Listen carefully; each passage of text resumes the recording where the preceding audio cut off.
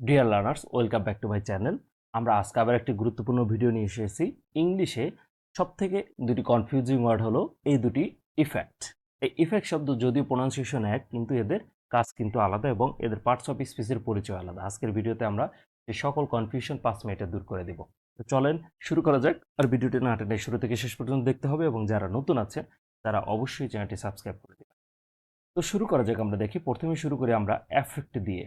হ্যাঁ, এটা খুব মনোযোগ সহকারে খেয়াল করতে হবে, তাহলে দেখবেন 2 মিনিট আপনার কনফিউশন চলে গেছে। এফেক্ট ক্রিয়া বা কাজ।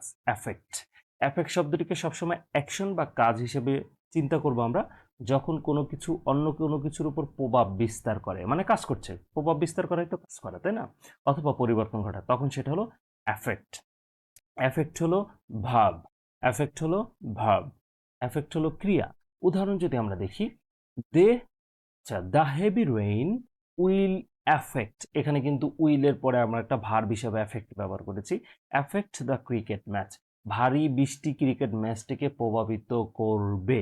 এরপরে 2 নম্বর দেখি, এটা দেখলে সবার মনে থাকা উচিত আমার মনে হয়। স্মোকিং ব্যাডলি, খুব খারাপভাবে, অ্যাফেক্টস ইয়োর হেলথ, ধূমপান তোমার স্বাস্থ্যের ক্ষতি করে বা খারাপ প্রভাব ফেলে।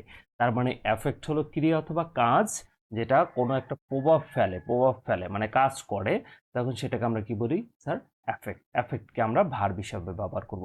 এরপরে 2 নম্বরে চলে যাই আমরা, ইফেক্ট। ইফেক্ট হলো ফলাফল অথবা নাউন, যেটাকে আমরা নাউন হিসাবে ব্যবহার করে থাকি। এই দুটো কনফিউশনে আসলে আমাদের ঝামেলা হয়ে যায়। ইফেক্ট হলো একটি নাউন অথবা নাউন, কোনো কাজের পর যে শেষ ফলাফল বা প্রভাবটা তৈরি হয় সেটি হলো ইফেক্ট।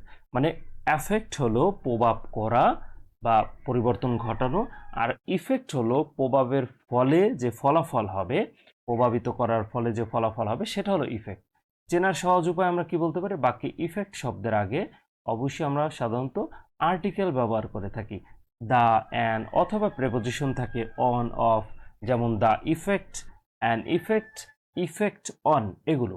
যদি আমরা বাংলা উদাহরণগুলো দেখি তাহলে আপনি আরও বেশি ক্লিয়ার হয়ে যাবেন। The medicine had no side effect.